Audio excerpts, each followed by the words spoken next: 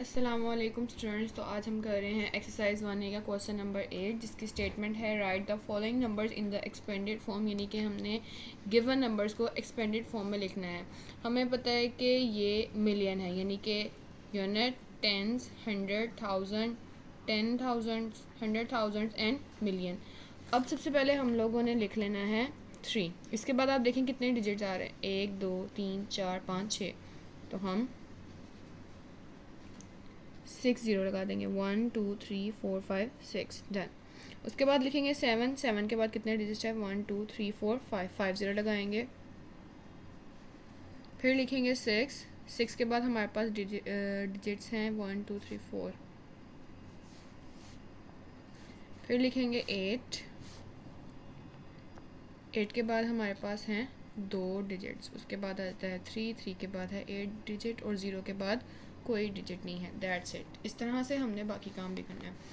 उसके बाद आ जाते हैं यहाँ पे, हमारे पास यहाँ पे 4 के बाद कितने डिजिट्स हैं, 1 2 3 4 एंड 5।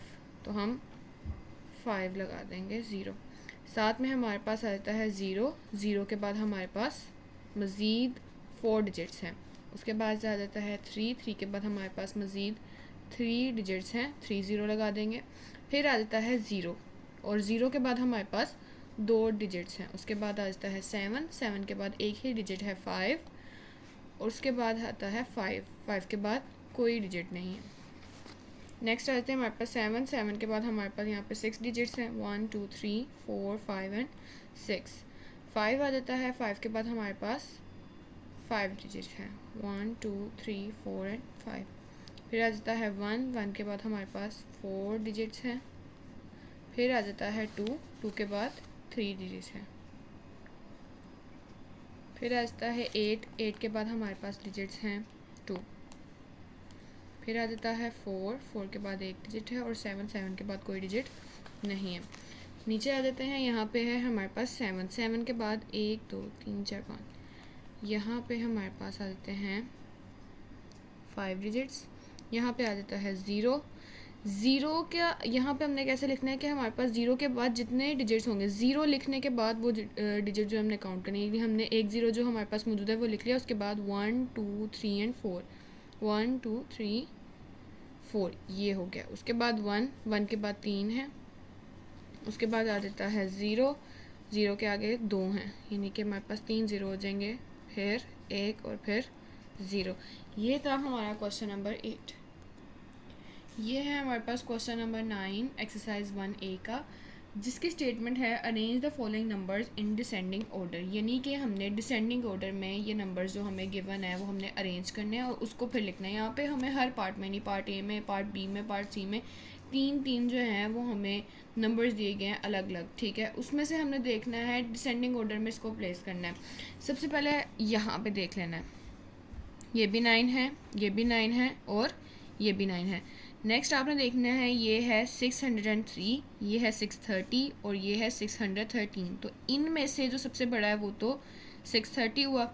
दूसरा देखें, ये है 298, 928 एंड 829। तो इनमें से बड़ा भी ये हुआ, तो यानी कि सबसे पहले आएगा ये 9, 630, 928। इसके बाद हम लोग देखेंगे इसमें से और इसमें से। यहाँ पे आ जाता है 603 और यहाँ पे आ जाता है 613, तो ये बड़ा हुआ। यहाँ पे आ जाता है 829 और यहाँ पे आ जाता है 928, यानी कि हमारे पास सेकंड पे आता है ये 9613, 829 और यहाँ पे आ जाएगा 9603 और 298, ठीक है। उसके बाद आ जाता है हमारे पास बी पार्ट। बी पार्ट में हमने देखना है, यहाँ भी 3 है, यहाँ भी 3 है, यहाँ पे 3 है। यहाँ पे आ जाता है 410, यहाँ पे आ जाता है 416 और यहाँ पे आ जाता है 415। तो हमारे पास असूलन 416 बड़ा हुआ। अब देख लेते हैं, यहाँ पे है 628, यहाँ पे है 53 और यहाँ पे है 933। तो हमारे पास यहाँ पे मिड वैल्यू सबसे बड़ी, यानी कि हमारे पास 100 में यहाँ पे वैल्यू बड़ी है। तो हमारे पास सबसे बड़ा नंबर क्या हुआ, ये।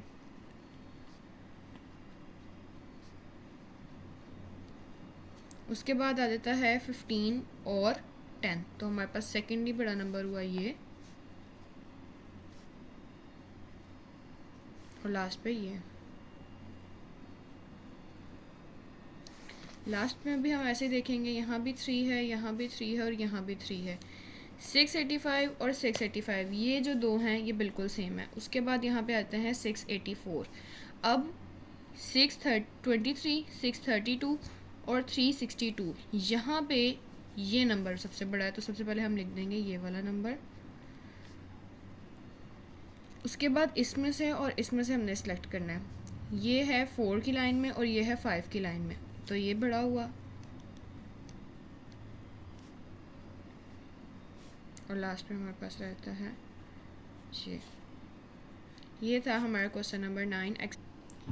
ये हमारे पास मौजूद है एक्सरसाइज 1A का क्वेश्चन नंबर 10, जिसकी स्टेटमेंट है right the predecessor of the following numbers. अब प्रीडिसेसर क्या होते हैं? प्रीडिसेसर होता है यानी कि आपको जो गिवन वैल्यू है उसमें से आपने एक नंबर माइनस करना है, यानी कि जो भी गिवन वैल्यू है -1 करना है। हमारे पास गिवन वैल्यू यहाँ पे 9 और 0, और इसमें से हमने करना है 1 माइनस। यहाँ पे मैं आपको करके दिखा देती हूँ।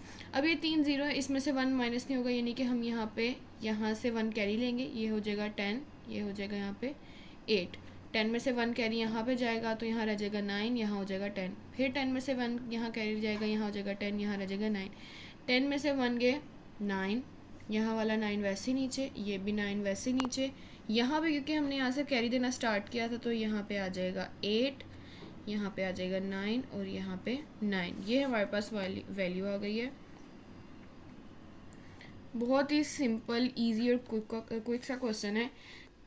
नेक्स्ट वैल्यू देखें, इसमें हमें कोई मेथड करने की ज़रूरत नहीं है। यहाँ पे है 789, सीधा सा हम इसमें से पिछले प्रोसीजर की तरह इसमें से 1 माइनस करेंगे तो हमारे पास यहाँ पे रह जाएगा 788।